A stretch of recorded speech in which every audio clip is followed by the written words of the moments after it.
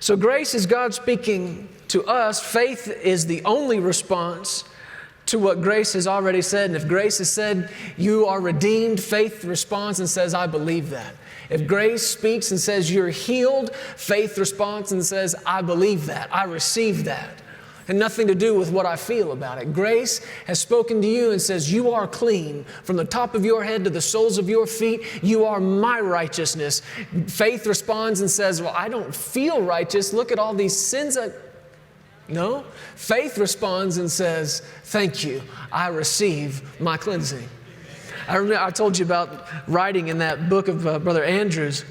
I remember one of the things I wrote in there, it says, grace says, take my robe of righteousness.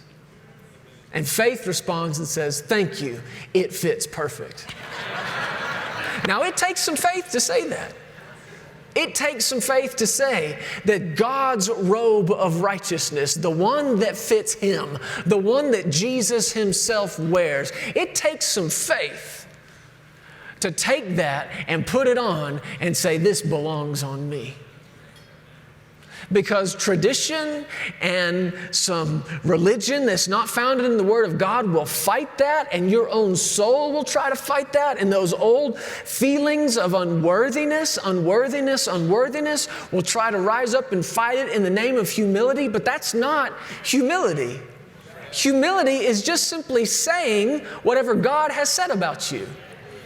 And if you say it's true, I say it's true. And you call me the righteousness of God, I call me the righteousness of God.